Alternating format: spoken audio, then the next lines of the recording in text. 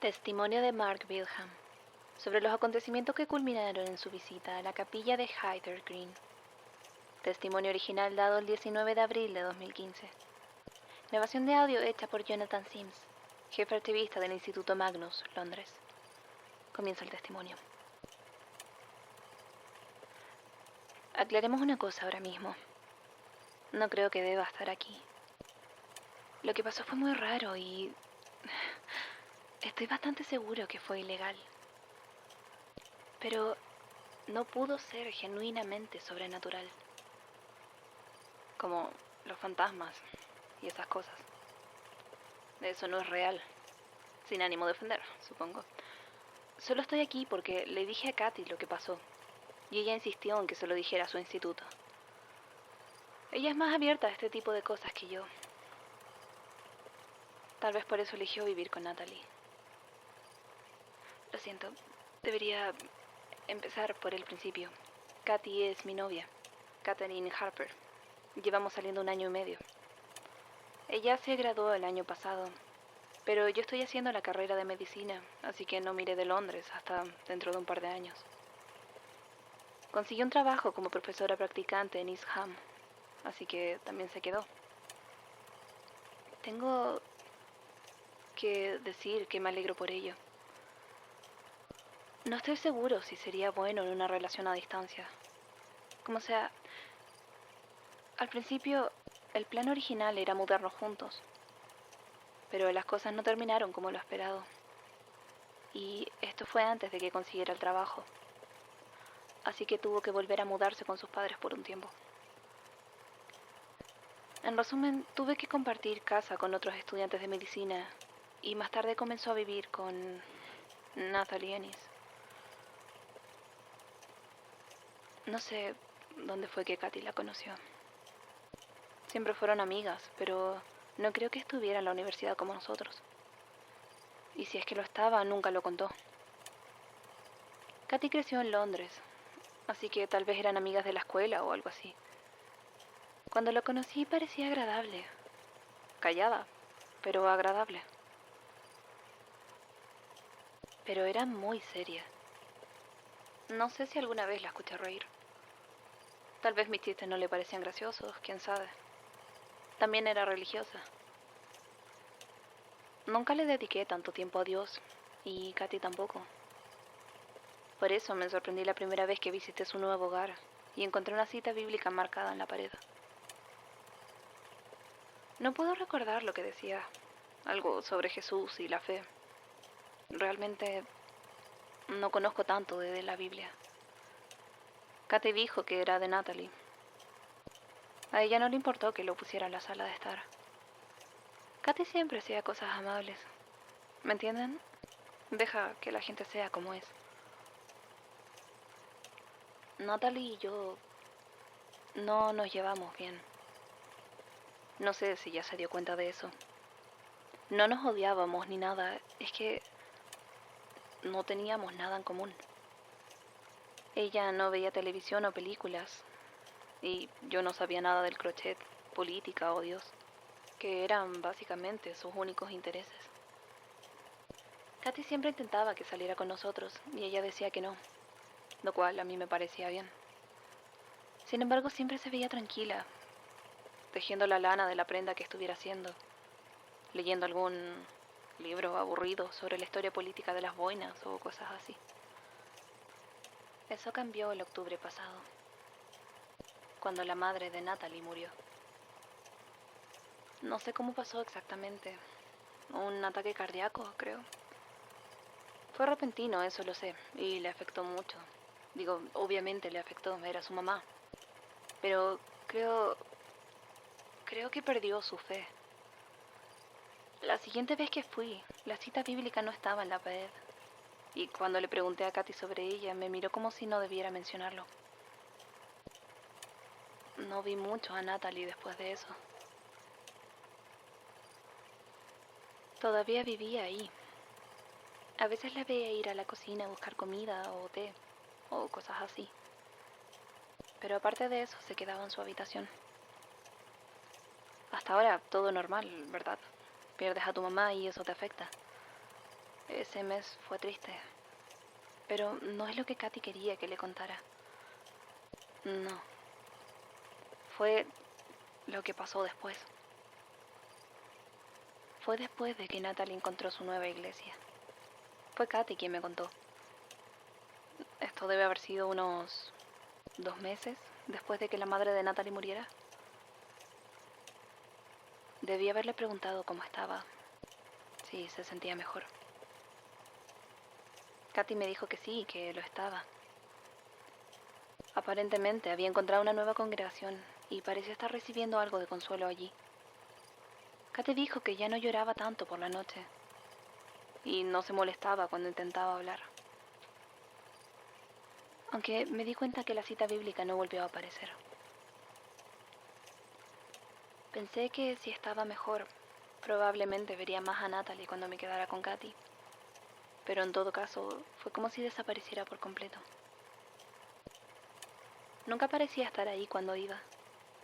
La veía irse por la noche y volver a la casa temprano por la mañana, justo cuando el cielo comenzaba a iluminarse. Iba directamente a su habitación, ignorándonos por completo. La única vez que le pregunté en dónde había estado, solo me dijo, en la iglesia. Le hice unas cuantas preguntas más, pero me miró de una manera tan extraña que me asusté y me fui de la habitación. Bromeé con Katy acerca de que su compañera de cuarto se estaba convirtiendo en un vampiro. Pero en vez de reírse, se puso a la defensiva y me dijo que Natalie no podía ser un vampiro. Y entonces empezó a enumerar las veces en que la había visto a la luz del sol y dejó la frase sin terminar. Creo que en ese momento ambos nos dimos cuenta de lo malo que estaba todo. Si podía listar el número de veces que había visto a Natalie a la luz del día.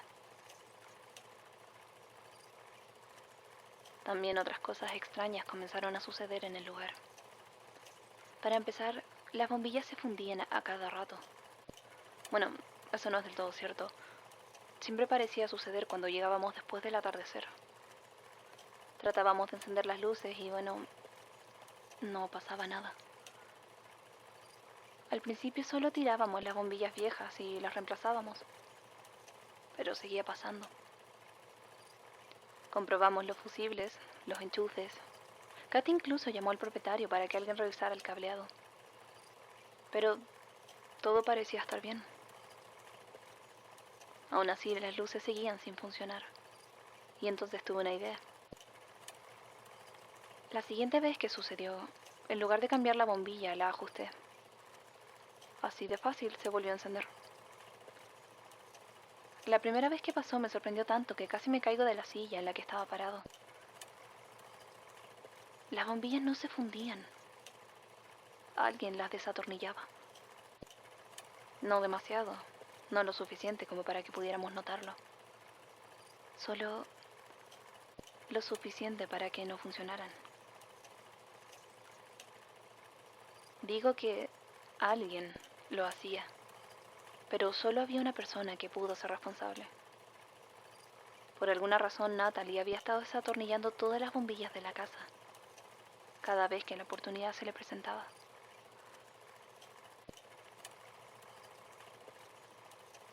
Todo esto sucedió también cuando Katy comenzó a lucir cansada. Se quedaba dormida cuando salíamos a cenar, y a menudo se perdían sus pensamientos cuando veíamos la televisión. Le pregunté qué pasaba, pero ella no le tomó importancia, y solo dijo que no estaba durmiendo bien. No fue hasta que estuvo tan cansada, que casi hace que la atropellen mientras cruzaba la calle, que finalmente conseguí que me dijera qué estaba pasando. Me contó que Natalie había empezado a quedarse en casa por las noches, pero que hacía tanto ruido que no la dejaba dormir. Natalie caminaba por la sala y cantaba en un idioma que Katy no conocía. Y la melodía era tan desafinada que hacía que se le rechinaran los dientes. Natalie dejaba de cantar si ella entraba en la sala, pero se movía a su habitación y la canción comenzaba de nuevo. Katy incluso dijo que cuando Natalie se iba siempre de noche, el sonido de los pasos en su habitación continuaba, como si estuvieran arrastrando algo. pisadas fuertes y ocasionalmente el ruido que hace algo al caer al suelo. Muchas veces llegó a estar cerca de abrir la puerta de la habitación, pero nunca se atrevió a hacerlo. Parecían ser más fuertes cuando trataba de dormir, y una vez creyó que los sonidos habían cambiado a la sala de estar, pero no salió a revisar. Así que no, Katy no dormía mucho. Empezó a quedarse a dormir conmigo cada vez más, ya que decía que no podía soportar vivir sola con Natalie. Una noche llegó a mi casa casi llorando. La llevé a mi habitación y la senté en la cama. Me miró fijamente durante unos segundos y yo estaba a punto de preguntarle qué había pasado, cuando empezó a hablar. Dijo que Natalie había intentado convertirla, que en la noche fue a la habitación de Katy, tocó la puerta de manera muy educada. Parecía estar más alegre de lo que había estado desde la muerte de su madre, y le preguntó a Katy si quería cenar y platicar. Y bueno, es obvio que Katy había querido hablar de su mudanza durante meses, pero Natalie nunca parecía estar disponible, así que aprovechó esta oportunidad. El comedor estaba oscuro. Natalie debe haber desenroscado la bombilla de nuevo porque el interruptor no funcionaba. Y delgadas líneas de luz de la luna que atravesaban las cortinas daban la luz suficiente para ver la mesa y 2 tazones en cada extremo de ella. Natalie se sentó en un extremo y le hizo un gesto a Katy para que se sentara en el otro. Katy quiso ir, pero no supo exactamente cómo hacerlo. Me dijo que se sentía grosero hacerlo. Así que se sentó e intentó comer lo que Natalie había preparado. Pensó que eran espinacas, pero si era así, debió hervirlas por mucho tiempo. Y todo lo que quedaba era un puré fibroso y blando. La comida estaba gélida y apenas pudo probar 2 bocados antes de que empezara a darle arcadas, porque estaba horriblemente viscosa. Alejó el plato de la manera más sutil que pudo. Me dijo que Natalie solo la observaba, sin siquiera mirar a su propio tazón. Finalmente Katy se las arregló para tener el valor de hablar y le dijo que quería mudarse. Hubo un silencio por un largo segundo y luego Natalie le dijo que ella también. Admito que suspiré con alivio cuando Katy me contó eso, pero ella negó con la cabeza y continuó. Natalie comenzó a hablar con más detenimiento.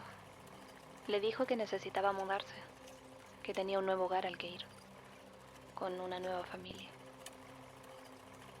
Dijo que todos se irían, que 300 años era mucho tiempo para esperar, pero que tenía suerte de haberla encontrado tan cerca del final. Le contó que no faltaba mucho para que fueran recogidos por el señor Peach. Dijo que Katy también podía ir si quería, que podría ser salvada. Fue en ese punto en el que Katy se dio cuenta de que Natalie hablaba de su iglesia. Se asustó mucho y se puso de pie para darle las gracias a Natalie, pero que en realidad no le gustaba el culto cristiano. Y Natalie se rió. Fue una carcajada duradera y resonante, que sucedió mientras la veía a los ojos. Y le dijo, no, pero eres perfecta para ellos. Los adoras mientras hablamos. Fue en ese momento que Katy salió corriendo y vino a mi casa, y Natalie no trató de detenerla. En ese momento estaba realmente furioso. Si Natalie quería unirse a algún culto extraño y para entonces ambos estábamos seguros de que eso era lo que era, entonces eso era asunto suyo, pero ahora estaba asustando a Katy, y no había manera de que lo dejara pasar. Le dije que iría a su casa y que hablaría seriamente con Natalie.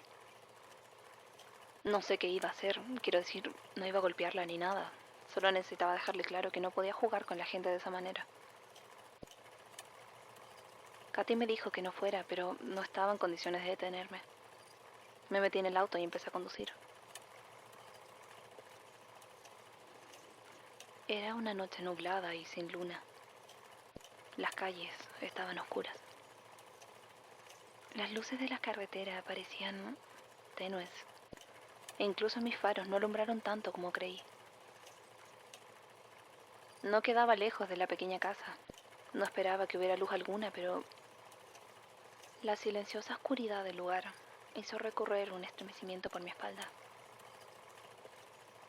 Tenía la llave de la puerta y entré. Me llevé una linterna de mi auto y, como supuse, las luces no se encendían. El pasillo estaba silencioso, pero mis nervios estaban al límite. Y comencé a examinar cada habitación, una por una. No había nada. No había ninguna señal de Natalie. Me quedé ahí parado frente a su habitación. Tenía una puerta normal de madera, pero mi mano aún dudó cuando me acerqué a abrirla. Sabía que estaba vacía. A estas alturas estaba seguro de que ella no estaba en casa. Aún así comencé a sentir el miedo que Katy había descrito, y noté que mi mano estaba temblando. Intenté ignorarlo, apreté mis dientes y abrí la puerta. La habitación estaba deshabitada, como supuse. Pero no solo porque Natalie no estuviera en ella. Estaba completamente vacía. Sin muebles, sin posesiones, nada. Había quitado la alfombra, dejando las tablas del suelo expuestas, y el empapelado fue arrancado de la pared. Todo quedó acumulado y fijado contra la única ventana de la habitación, dejándola completamente cubierta. No entraba ninguna luz del exterior, y la linterna era la única razón por la que podía ver. Comencé a mirar a mi alrededor, buscando cualquier pista de lo que Natalie hubiera hecho, o del lugar donde había estado. En la esquina, a medio deslizar entre las tablas, vi un pedazo de papel. Era pequeño y grueso, y parecía tener algo escrito en él. Al recogerlo vi que tenía escrito Disidentes de Heather Green.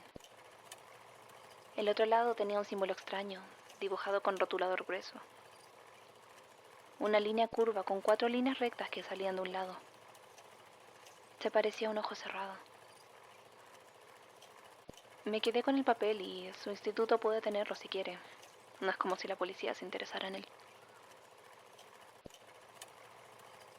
Llamé a Katy para decirle lo que había encontrado. Estaba preocupada por mí, pero también por Natalie. Fuera lo que fuera esta extraña iglesia a la que se había unido, creo que ambos creíamos que podía ser malo para ella. Muy malo.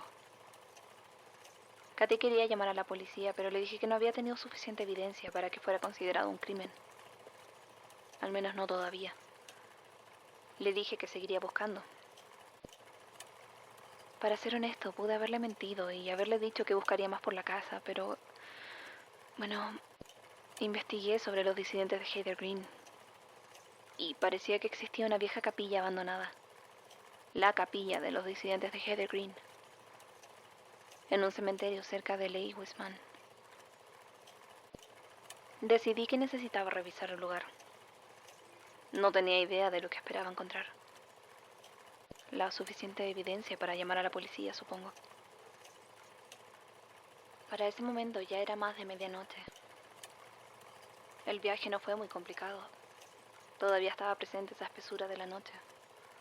Una penumbra pesada que amortiguaba toda la luz.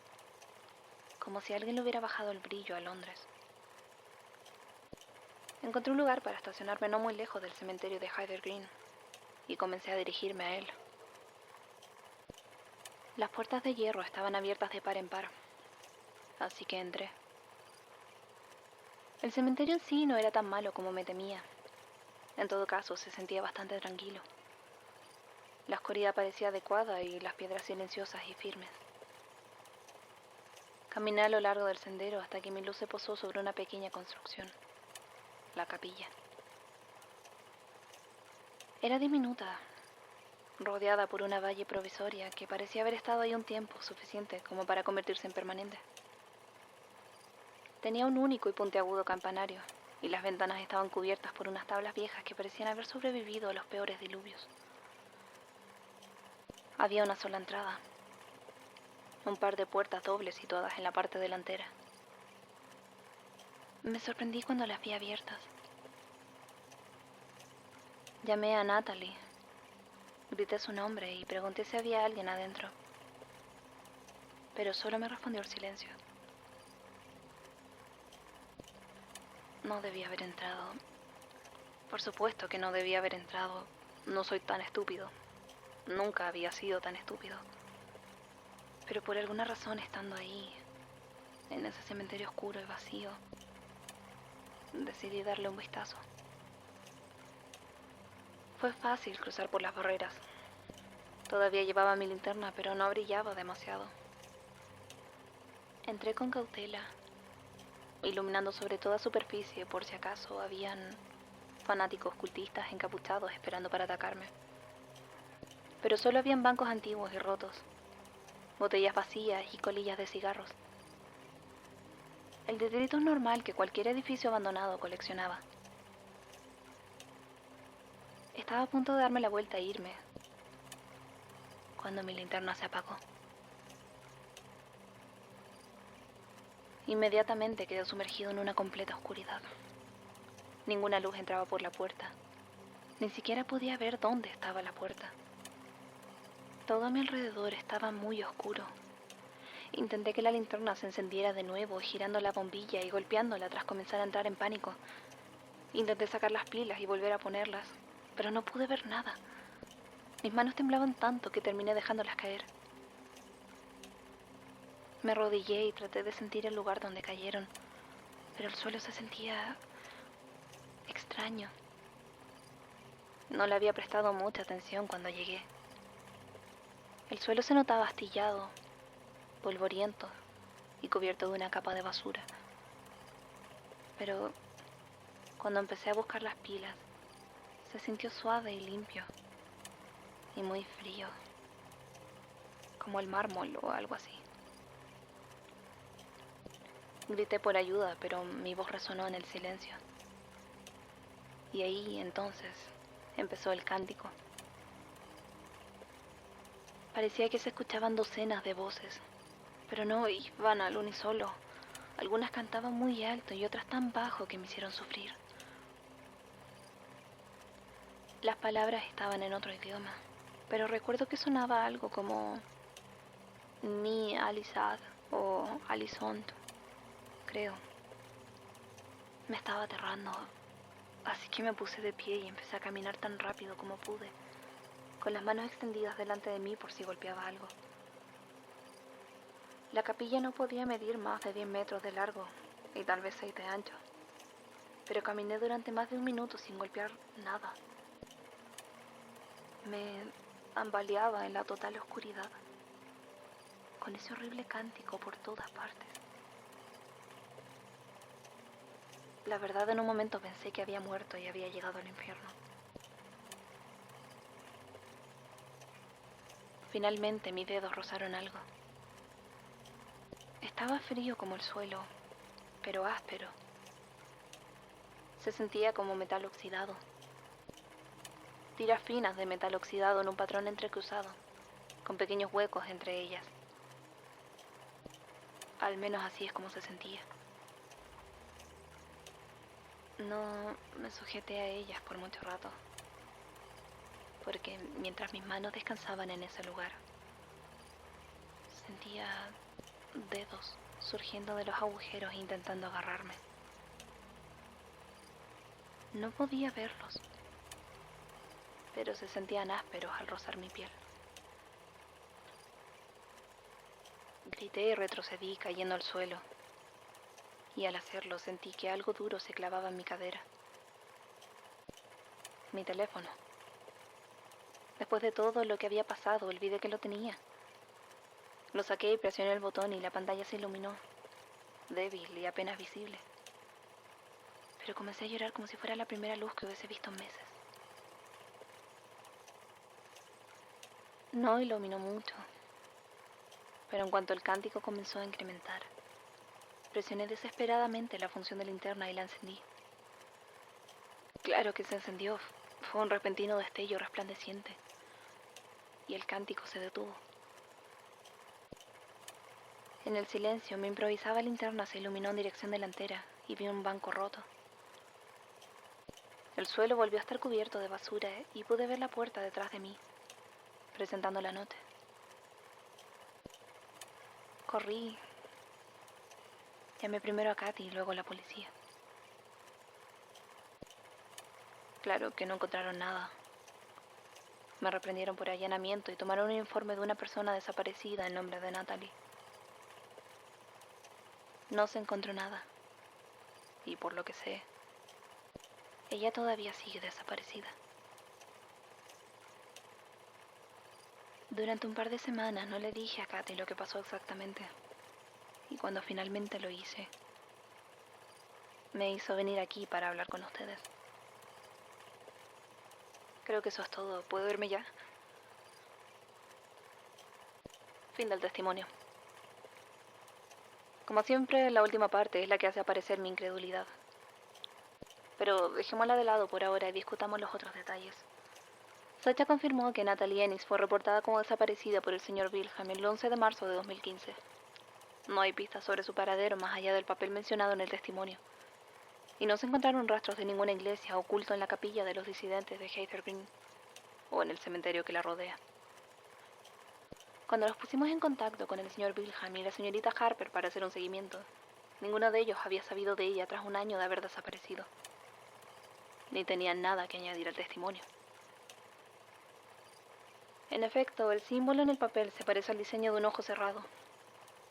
Y hay bastantes similitudes con el testimonio 0020312 para hacerme sospechar. Y al momento es solo una mera sospecha de que la iglesia de las huestes divinas todavía existe. También hay que destacar las palabras Nidasen. No sé si el señor Wilhelm las pronunció correctamente, pero Tim dijo que Nidasen en realidad es un pequeño pueblo de Noruega. De hecho, a excepción de las instalaciones de investigación, es el asentamiento humano más septentrional de la Tierra. Situado a una latitud de 78 grados al norte, con 55 minutos y 30 segundos. Es un pueblo de una compañía, perteneciente a Outer Bay. Pero lo que esto tenga que ver con el relato del señor Wilhelm no es claro, asumiendo que no todo es una coincidencia. Tan al norte durante el invierno, las noches pueden durar mucho tiempo. Martin encontró otra cosa mientras revisaba los informes policíacos de la zona de Heather Green. Alrededor de un mes después de esta declaración, el 15 de mayo de 2015, se llamó a la policía para investigar de nuevo la capilla. Los vecinos aparentemente habían escuchado gritos desde el interior, justo después de las 11 p.m. Pero cuando los oficiales llegaron no encontraron nada que indicara algún tipo de incidente o situación violenta. Bien podría ignorar esto, si no fuera por el hecho de que, según el archivo oficial, el 15 de mayo de 2015 fue el día en que Gertrude Robinson, mi predecesora, falleció. Fin de la grabación.